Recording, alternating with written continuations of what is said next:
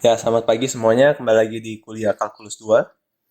Hmm, ya, jadi konsep suatu titik sebagai pusat semesta itu sebenarnya sudah ada sejak dulu ya. Jadi kalau di zaman Bahelak, sebelum Masehi, sebelum tahun 1600-an lah, kalau nggak salah. Itu kita percayanya geosentris secara umumnya. Jadi geosentris itu apa? Dia itu mengatakan kalau semesta itu pusatnya di bumi. Tapi setelah tahun 1600-an ada yang namanya heliosentris. Jadi heliosentris itu matahari sebagai pusat. Tapi di heliosentris sendiri tidak bilang kalau matahari itu sebagai pusat semesta sih. Minimal ya matahari itu sebagai pusat tata surya lah. Nah, di sini konsep memandang benda lain itu sebagai eh, benda yang berputar mengelilingi pusat itu konsep yang keren ya, karena ada di semesta itu, ada di alam semesta. Nah, bagaimana caranya kita merepresentasikan konsep-konsep ini di matematika? Oke, nah dengan ide tadi, dengan background tadi, kita akan belajar yang namanya koordinat polar. Pertama, koordinat. Kata koordinat itu apa sih koordinat? Jadi koordinat itu adalah suatu cara untuk kita menunjukkan suatu lokasi titik. Jadi ada titik di suatu bidang, kita mau bisa menunjukkan titik itu di bidang itu ada di mana. Jadi cara untuk menunjukkan lokasi suatu titik di bidang. Ya, ini konsepnya dua dimensi ya, jadi masih di bidang. Oke. Kalau tiga dimensi nanti beda lagi caranya. Nah, konsep yang kita tahu biasanya sistem koordinatnya yang kotak-kotak atau nama lainnya sistem koordinat Cartesius. Sistem ini keren ya, dia bisa menunjukkan titik secara unik di bidang dengan kita menetapkan dua garis dulu sebagai acuan gitu. Dan dua garis ini memiliki arah dan terukur. Ya, gambar koordinatnya seperti yang ada di kanan. Koordinat ini uh, kalian sudah kenal semua ya, koordinat XY. Semua orang udah tahu. Jadi kita punya dua garis tetap yaitu sumbu X dan sumbu Y. Dan lokasi titik itu kita bisa tunjukkan dengan uh, tanda kurung seperti ini. Ya, XY. Misalnya titik ini. Saya bisa menunjukkan lokasi titik ini di bidang XY dengan melihat 2,4. Jadi langsung aja posisi 2 dan posisi 4. Langsung bisa menunjukkan oh titik itu ada di sana. Dan perpotongan dari kedua sumbu ini adalah titik asal, titik O. Ya, dengan koordinat 0,0 ya. Semua orang tahu lah ini. Lalu sebenarnya dari mana sih nama Cartesius ini? Ya, nama Cartesius ini nama orang ya. Uh, ini orangnya, gambar orangnya. Makanya tulisannya tetap pakai kapital. Dan orang ini adalah matematikawan Prancis dan dia mencetuskan sistem ini di abad ke-17. Namanya sendiri seperti ini ya. Tapi waktu dibaca secara Latin dia ada Cartesiusnya, jadi Descartes ini jadi Cartesius. Makanya ini nama koordinatnya berdasarkan nama beliau. Oleh sebab itu kita pakai huruf kapital. Oke. Lalu selanjutnya ini yang kita mau pelajari yaitu koordinat polar. Jadi koordinat polar kalau yang tadi Cartesius kita namakan sebagai koordinat kotak karena bentuknya kotak-kotak. Ini lebih ke lingkaran. Jadi idenya dari suatu titik sebagai pusat tadi. Oke. Jadi sistem ini akan menunjukkan suatu titik sekarang secara tidak unik sayangnya. Nanti apa itu tidak unik ada di slide selanjutnya. Oke. Jadi kita menunjukkan suatu titik di bidang dengan meninjau sekarang arah sudut dan jarak dari pusatnya. Oke. Jadi dia kemana, sudutnya di mana, lalu hitung jaraknya. Oke, misalnya yang sebelah kanan ini adalah suatu sistem koordinat polar. Jadi di sistem ini kita mempunyai suatu sumbu polar yang ini, garis hitam ini adalah sumbu polar dan ini letaknya ada di arah 0 derajat atau 0 radian. Oke. Lalu untuk menunjukkan titiknya di mana, misalnya titik itu kita tahu ada di arah theta, misalnya tetanya ini. Tetanya misalnya ini, besarnya pi per 4, 45 derajat misalnya. Nah, kita rotasikan sumbu polar ini berlawanan arah jarum jam sebesar sudut itu. Gitu. Jadi ini lihat ini seluruh koordinat ini saya putar ke sana beserta ukuran-ukurannya saya putar juga ke sana. Jadi ini tetap nilai R ya. Saya putar wood gitu. Jadi theta itu nanti besaran sudut ini ya. Besaran sudut putar ini. Jadi wood pindah ke atas. Nah, hasil pindah ini nanti yang bagian positifnya kita sebut sebagai sisi terminal. Oke. Nah, kalau misalnya tetanya negatif, berarti kita akan putarnya searah jarum jam ya, ke bawah. Gitu. Kalau tetanya negatif.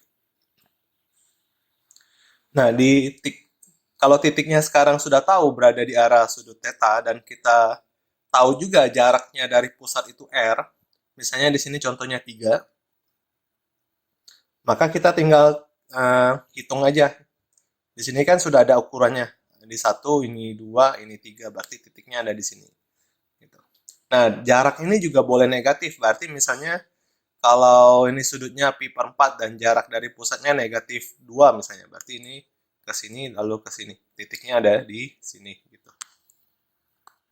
Nah, untuk menulis posisi titiknya sekarang ditulisnya sebagai r theta. Jadi r duluan jarak terhadap pusatnya. Lalu theta ini besaran sudut putarnya ya terhadap sumbu polar gitu. Nah, siapa sih penemunya ini? Penemunya sebenarnya banyak ya. Jadi yang diberi loyalty ya istilahnya, loyalty itu adalah Gregorio Fontana, matematikawan Itali. Di abad ke-18 dia memperkenalkan ini. Jadi disebut memperkenalkan ini artinya sebenarnya sebelum Gregorio ada Gregorier dari Belgia dan Bonaventura dari Italia juga di abad ke-17 dia ya, bukan di abad ke-18. Jadi mereka ini lebih awal memperkenalkan konsep ini. Tapi mereka memperkenalkannya secara terpisah ya. Yang Gregor ini dan Bonaventura ini bukannya saling bertemu, enggak. Mereka benar-benar memikir ini masing-masing gitu. Oke, dan gambar mereka ada di sini. Ini Gregor, yang ini Bonaventura. Oke, jadi ada 3 matematikawan hebat, matematikawan hebat yang terlibat di belakang koordinat polar ini ya. Oke, tadi bilangnya tidak unik. Cara plot di koordinat polar itu tidak unik. Maksudnya apa ya? Nah, tidak unik ini berarti sebenarnya ada cara lain untuk menunjukkan suatu titik. Jadi di sini titiknya 3, pi per 4 misalnya. Kita bisa menunjukkan titik yang sama dengan nama lain. Misalnya arah sudut. Arah sudut di sini 45 derajat nih, pi per 4. Tentu saja arah sudut ini sama aja kan kalau kita putar ini sebesar 405 derajat. Jadi kita putar di sini sampai sini 360 tambah lagi 45 balik lagi sampai sini kan jadi kan. Kalau ini misalnya gambar ini putarnya bahkan sampai boom gitu. Sampai berkali-kali gitu. Nah, selain putarnya kayak gitu, kita juga bisa putar balik bahkan. Jadi dari sini kita hitung minusnya. Minus 315 sampai ke sana. Gitu. Jadi 45, 405, dan min 315 ini ya hal yang sama aja. Arah sisi terminalnya tetap sama. Oleh karena itu, 3, pi per 4 ini adalah titik yang sama dengan 3,9 pi per 4. Jadi satu titik ini bisa ditulis dalam banyak cara gitu. Dan bukan hanya 9 pi per 4 aja ya, bisa ditambah lagi atau dikurang. Jadi R theta ini akan sama aja dengan R theta plus minus 2np gitu di koordinat polar. Makanya dia tidak unik. Oh, kalau itu tidak unik karena tetanya bisa diputar berkali-kali, gimana kalau tetanya kita restriksi aja, hanya boleh diputar sekali, berlawanan arah jarum jam, itu tetanya hanya 0 sampai 2 pi aja. Jadi dia nggak boleh putar negatif gitu, misalnya. Dari sini sampai sini aja. Oh, kalau ini tetanya direstriksi demikian, sebenarnya kita juga tetap tidak unik ya. Kenapa? Karena jarak R ini boleh negatif. Jadi misalnya yang ini, sudutnya pi per 4. Sekarang kalau saya tinjau sudutnya, sudut sisi terminalnya ini saya putar 5 pi per 4 sampai sini. Oke, jadi nilai-nilai positif waktu kita putar sejauh 5 pi per 4, nilai-nilai positif kan sekarang di bawah jadi ya. Saya nggak ada gambarnya. Jadi ini yang ini akan jadi di bawah yang bagian positifnya. Berarti bagian sini akan jadi negatif kan? Kalau kita putar sejauh 5 pi per 4. Dengan demikian ini berarti ini min 1, min 2, min 3. Jadi titik ini kita juga bisa representasikan sebagai min 3 dari arah sudut 5 pi per 4. Jadi R theta sendiri ya sama aja dengan min R, tapi tetanya sekarang ditambah pi. Gitu. Oke, jadi kalau demikian ya tetap aja ada titik yang bisa direpresentasikan lebih dari satu cara. Oh, kalau ini kan masalahnya R-nya boleh negatif, Pak. Gimana kalau kita restriksi lagi? R-nya harus positif. Jadi kemungkinan yang di atas ini nggak mungkin lagi. Nah, kalau R-nya positif dan tetanya kita restriksi demikian, masih ada satu titik lagi yang tidak unik caranya, yaitu titik asal sendiri. Karena titik asal ini mau arahnya kemanapun, mau 0 derajat, mau 90 derajat, mau ke sana, mau ke sini, titiknya akan selalu tetap diam di sini kan. Ya, jadi sisi terminalnya mau diputar kemanapun, titiknya akan tetap diam di sini. Oleh karena itu, titik asal itu kita bisa tulis sebagai 0, theta, mau tetanya apapun. Jadi titik asal tetap tidak unik, dan kita tidak bisa menghilangkan sifat ini. Jadi walaupun dengan restriksi ini, titik pusat tetap tidak unik, tapi kalau kita lakukan restriksi ini, yang tidak unik hanya titik pusat saja. Itu bagusnya. Ya, koordinat polar lumayan panjang ya. Ini udah 13 menit. Oke. Nah, lalu apa sih hubungan antara koordinat kartesius dan koordinat polar?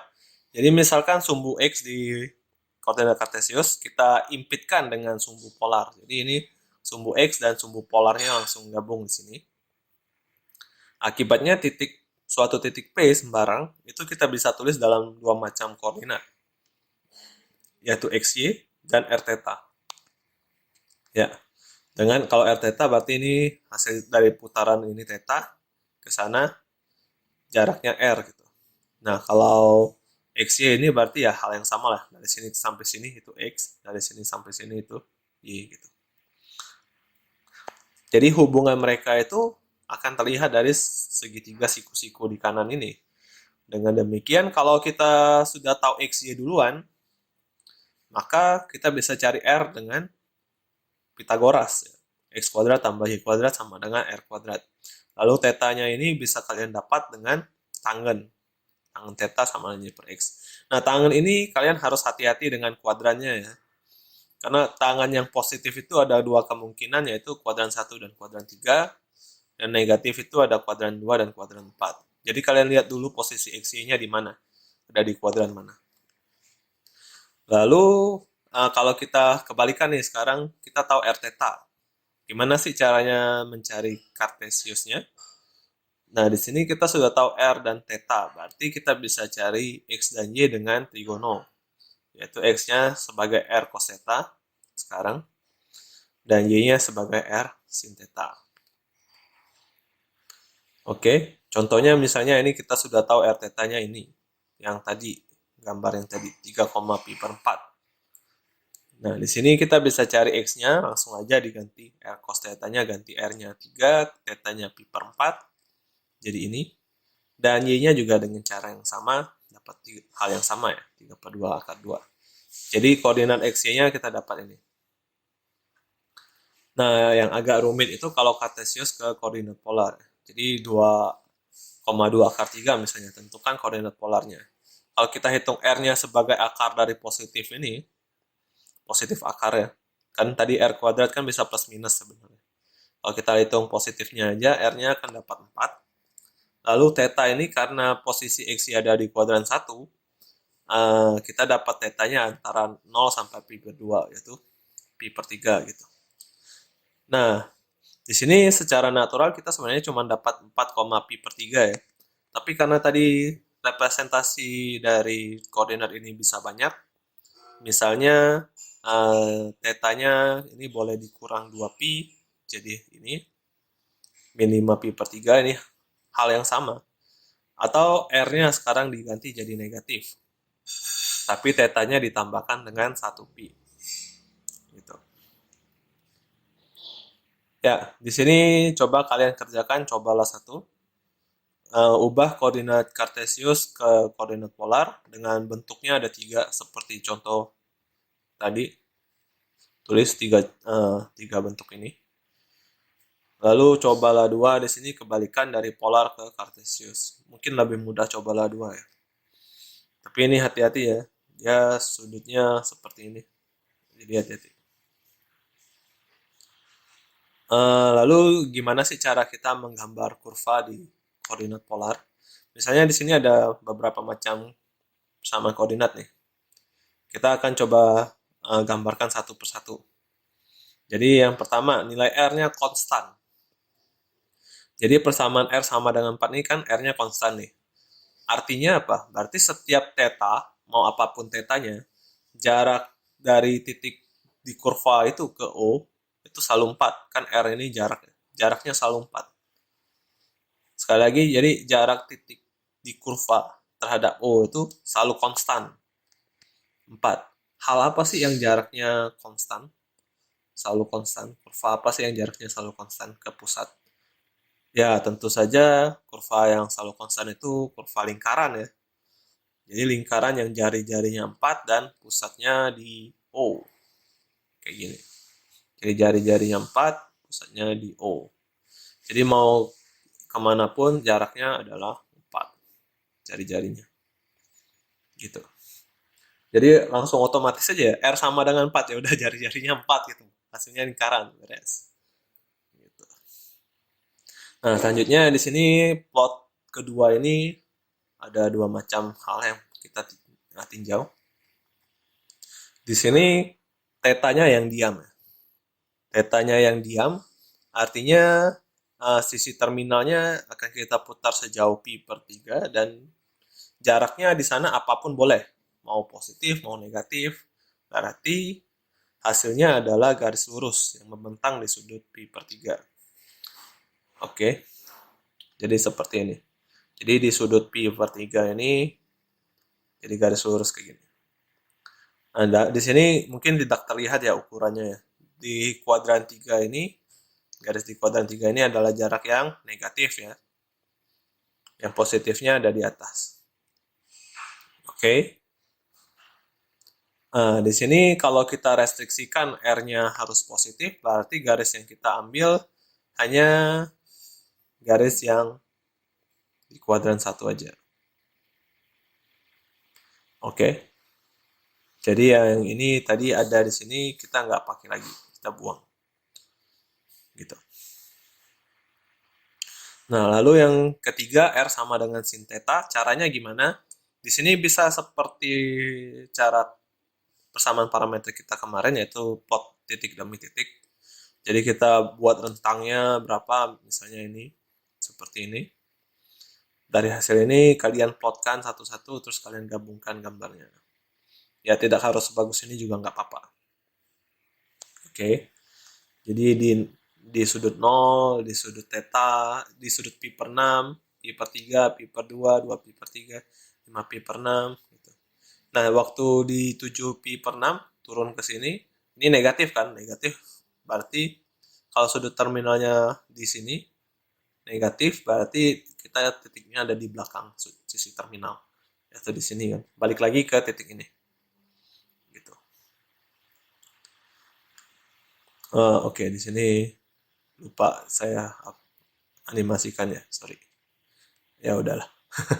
Oke, jadi kita coba gambar hal yang sama R sin theta, tapi periksa bentuk kartesiusnya.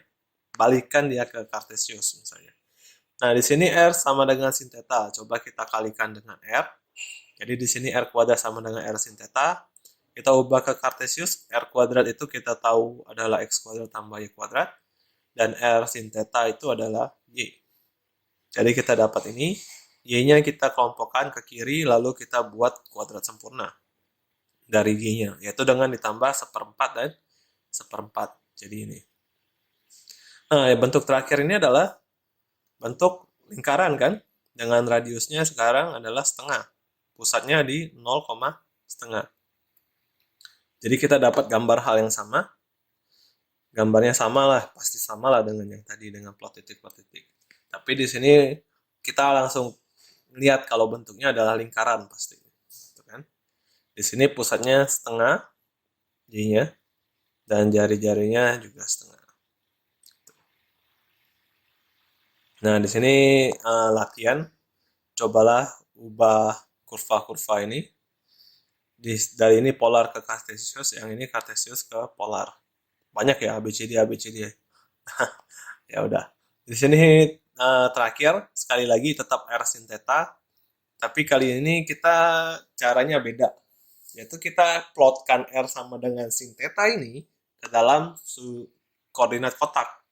Koordinat kotaknya di sini bukan sumbu X ya, tapi sumbu R theta. Jadi ada R, ada theta.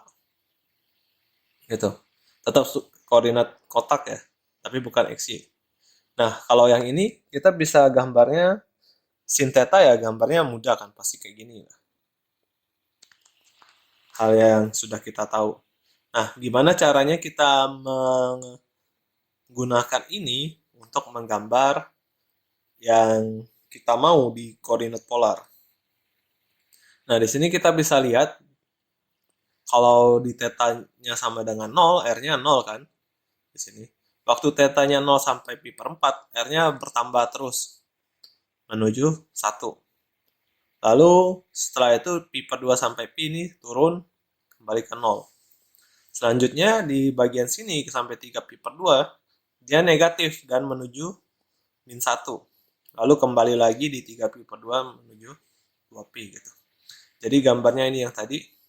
Kita mulai dari 0, lalu selama tetanya bertambah, nilai R ini bertambah terus gitu. Bertambah terus sampai 1. Oke, jadi lihat yang lingkaran-lingkaran kecil ini ya. Jadi jaraknya ke pusat ini makin jauh kalau kalian lihat di lingkaran-lingkaran kecil itu. Ini selama tetanya bertambah, jadi diputar ke atas ini. Tetanya bertambah, jaraknya ke pusat itu semakin bertambah sampai 1. Itu kalau tetanya 0 sampai pi per 2 ya, yang ini. Lalu pi per 2 sampai theta kembali lagi. Sampai 0. Lalu di pi sampai 3 pi per 2 yang kuadran di sini nilainya negatif. Jadi negatifnya semakin jauh sampai min 1. Kembali lagi ke bentuk yang tadi. Sampai min 1. Ini min 1-nya dari 3 pi per 2 ya. Ini min 1-nya dari 3 pi per 2. Lalu dari 3 pi per 2 sampai 2 pi, kembali lagi dari negatif 1 menuju 0. Kembali lagi ke ini. Jadi kalau kalian lihat, waktu kita menggambar 0 sampai 2 pi, tetanya, sebenarnya lingkaran ini bertumpuk dua kali ya, dua kali ada tumpukan. Jadi hal ini wajar sih di koordinat polar itu, kurvanya bertumpuk itu hal yang wajar. Jadi kalian tidak perlu takut. Oke, selanjutnya untuk R sama dengan cos 2 theta. Jadi untuk R sama dengan cos 2 theta ini kita gambar koordinatnya dulu kayak gini. Oke. Nah, di sini dari koordinat R theta ini kita coba manfaatkan. Di sini sampai pi per 4 ya. Jadi waktu 0 sampai pi per 4 itu R-nya mulai dari 1. Jadi waktu tetanya 0 kan 1 nih. Mulai dari 1, dia menurun terus. Jadi selama tetanya naik ke atas, tetanya diputar ke atas, sumbunya diputar ke atas, jaraknya ke pusat menurun. Menurun sampai pi per 4, itu 0. Jadi ini segitiga biru ini menyatakan besaran sudut theta ya. Dari sini sampai sini pi per 4 gitu. Nambah terus sampai 0. Nah, waktu di pi per 4 sampai pi per 2, nilainya negatif sampai min 1. Jadi waktu kita tinjau sudut yang ini, pi per 4 sampai pi per 2, ini nilainya mulai negatif, terus sampai di pi per 2 dia mencapai min 1. Gitu. Dan kita lanjutkan proses ini, pi per 2 sampai pi per 4, kita tinjau. Ini ikut lagi hal yang sama, kembali ke 0. Lalu di sini kita lanjutkan lagi hal yang sama, dia naik lagi menuju 1 di pi. Dan kalian bisa lanjutkan terus proses ini dengan melihat nilai ini ya, koordinat ini. Jadi lanjutkan terus prosesnya, kalian akan dapat bunga seperti ini. Daun, ya, foliage cover ya, udah, itulah. Oke. Jadi kesimetrian kurva. Jadi waktu kalian sudah coba menggambar beberapa kurva, kalian lihat bahwa kurva itu kebanyakan simetris ya. Misalnya yang ini simetris terhadap sumbu Y. Yang ini simetris terhadap sumbu X, terhadap sumbu Y, bahkan terhadap pusat. Yang ini juga sama. Simetris terhadap ini, dan pusat juga. Jadi ada 3 macam kesimetrisan, yaitu simetris terhadap sumbu X, sumbu Y, atau terhadap pusat. Bagaimana cara kita menentukannya tanpa menggambar? Kalau terhadap sumbu X, persamaan polar ini tidak akan berubah kalau kita ganti theta menjadi min theta. Itu yang simetris terhadap sumbu X. Kalau terhadap sumbu Y, dia tidak berubah bila tetanya kita ganti dengan pi min theta. Kalau terhadap pusat, itu kita lihat kalau persamaan polarnya tidak berubah bila theta dan theta tambah pi-nya diganti. Jadi tetanya diganti dengan theta tambah pi. Atau di sini bisa cara lain, yaitu kita mengganti R-nya dengan negatif R. Itu tidak berubah. Oke. Jadi kegunaannya apa? Misalnya gambar yang tadi nih, R sama dengan cos theta yang tadi kita gambar full gitu, dari 0 sampai ini, terus gambar jadi bunga gitu. Kalau kalian masih ingat, gitu. Nah, di sini kalau kita lihat kesimetrisannya dengan mengganti-ganti yang tadi, theta dan min theta, dia diam. Theta dan pi min theta, dia juga kembali lagi. Theta dan pi tambah theta ini hal yang sama dengan di atas ini, serupa. Dia kembali lagi. Jadi, R cos theta, cos 2 theta ini, dia simetris terhadap sumbu X, sumbu Y, dan juga terhadap pusat sebenarnya. Lalu bagaimana sih dia bisa membantu kita? Di sini gambarnya tulisannya agak padat ya. Intinya kalau dia simetris terhadap sumbu X, kalian bisa meninjau tetanya hanya 0 sampai pi aja, nggak perlu full 0 sampai 2 pi kayak tadi. Kalau dia terhadap sumbu Y, sekarang posisinya min pi per 2 sampai pi per 2. Gitu. Jadi kalau yang ini kuadran 1, kuadran 2, ini kuadran 1, kuadran 4. Kalau dianya simetris terhadap pusat O, kalian boleh pilih salah satu dari ini. Gitu. Jadi kalau dianya simetrisnya lebih dari 2 hal, jadi misalnya simetris terhadap sumbu X dan terhadap sumbu Y. Berarti kalian tinggal iriskan aja wilayahnya. Jadi seperti ini. Gitu. Kalian cukup periksanya 0 sampai pi per 2 aja. Oke, mungkin sebelum ke sini kita kasih beberapa contoh dulu. Jadi misalnya yang terhadap sumbu X. Gambar yang atas ini terhadap sumbu X ya. Kalian bisa lihat di PPT-nya ini gambarnya bisa kalian perbesar di PPT sendiri nanti. Jadi yang warna hijau ini adalah hal yang saya tinjau 0 sampai pi. Ini saya tinjau dapat ini.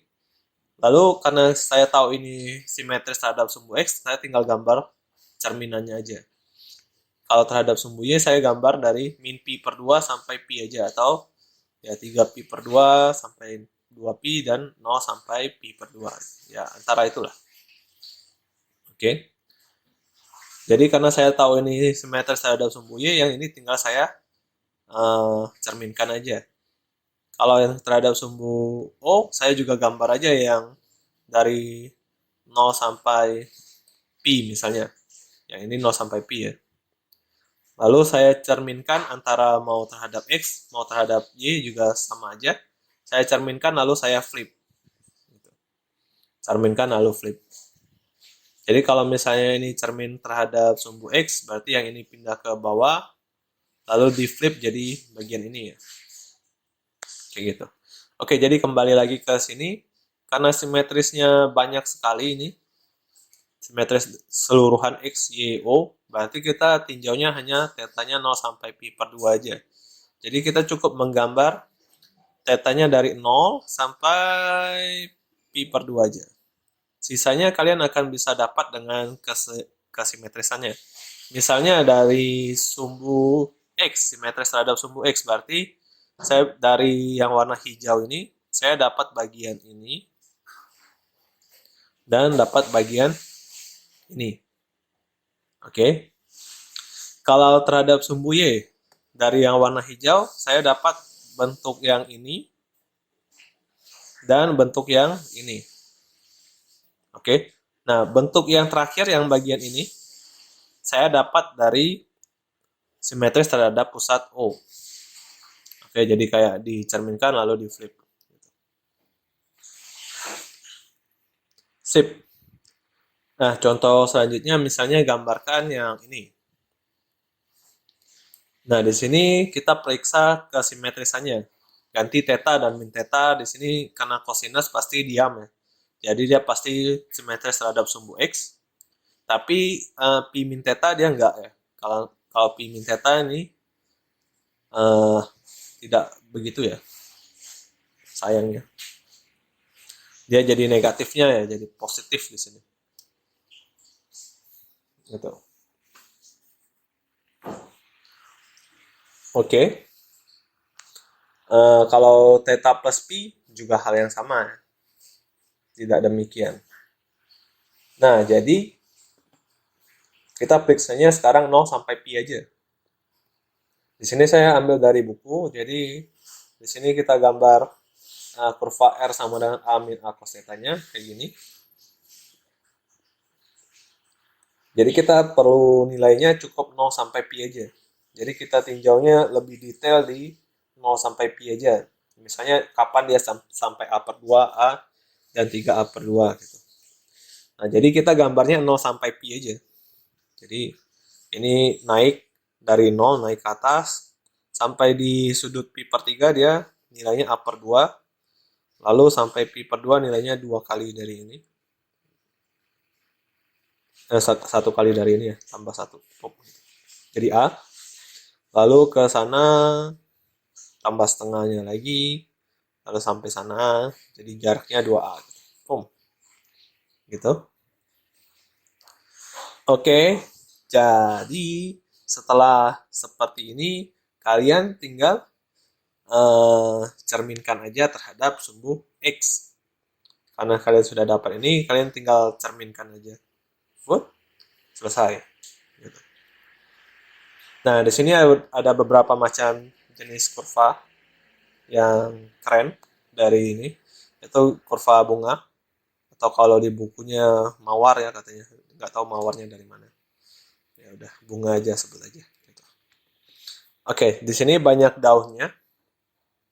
Itu tergantung besaran n ya. Di sini kurvanya yang ini ya. Kalau yang ini sinus, yang ini cosinus. Nah, kalau n-nya yang ini genap, banyaknya 2 kali n, banyak daunnya.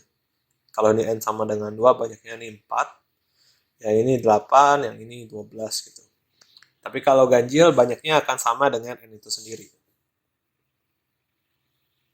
Oke, untuk mengingat bagian simetrisnya, ingat aja kalau sinus itu pasti simetris terhadap I, dan cosinus itu pasti simetris terhadap X. Jadi kelihatan. Kecuali di ininya ya, genapnya. Ya, gitulah kira-kira. Oke, next. Di sini ada kurva keong atau kurva hati namanya. Bentuknya agak beda dengan tadi. Di sini ada penjumlahan dengan konstanta. Ini kalau kalian ingat tadi ada ya kita gambar A min A cos theta di contoh kita. Di sini kalau kita lihat kalau A per B-nya kurang dari 1, ini akan jadi bentuk keong yang punya loop di dalam. Kalau A per B-nya 1 ini kayak bentuk hati. Kalau A per B-nya antara 1 sampai 2, di sini dia kayak ada lesung pipitnya gitu. Keong ada lesung pipitnya di sini. Ini nggak lingkaran ya. Ini agak lebih uh, apa ya? Lebih ke dalam dikit. Kayak lebih datar lah daripada bagian ini. Ini convex. Jadi ada istilah baru lah convex. Keong convex. Yang gambar di atas arahnya ini adalah bentuk dari A plus B cos theta. Jadi kalau gambar ini kalian rotasikan terhadap ke arah yang berlawanan arah jarum jam, tergantung sudutnya. Kalau 90 derajat, jadi diputar 90 derajat ke atas bentuknya, itu akan jadi A plus B sin theta. Kalau 180 derajat akan menjadi bentuk A min B cos theta, dan 270 derajat jadi A min B sin theta. Ya. Lalu ini bagian terakhir, hubungan dengan yang pelajaran kita sebelumnya yaitu persamaan parametrik.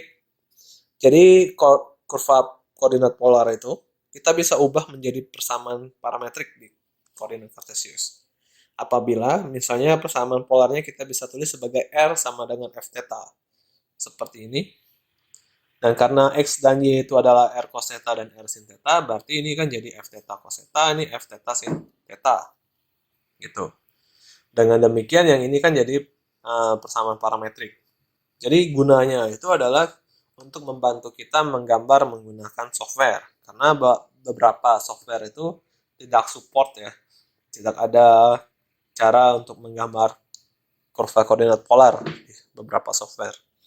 Jadi kalau software tersebut bisa menggambar persamaan parametrik, itu akan sangat membantu untuk ini. Ya, contohnya yang ini. Ini saya pakai Desmos ya, yang sering saya anjurkan. Jadi di Desmos ini kebetulan dia support juga koordinat polar ya. Jadi kalau gambar yang ini adalah bentuk dari 1 ditambah sin theta dengan tetanya 0 sampai 2pi kayak gini. Nah, kalau kita menggambarkan dengan persamaan parametrik yang kebetulan juga support di Desmos seperti ini jadinya. Jadi tetanya saya ganti dengan T dulu ya karena di Desmos tidak bisa saya nggak bisa ini ya. Jadi ganti T aja dulu kayak gini. Oke. Jadi R-nya kan sekarang 1 tambah sin theta. Berarti di X-nya, posisi X-nya itu 1 tambah sin theta dikali cos theta kan. Jadi ini. Di posisi Y-nya dikali dengan sin theta. Dan T-nya tetap merupakan besaran tetanya 0 sampai 2 pi. Jadi saya input ini di Desmos dapatnya ini, saya input yang ini dapatnya hal yang sama. Gitu. Nah, di sini cobalah 5, coba kalian gambar kurva polarnya. Demikian, sampai jumpa.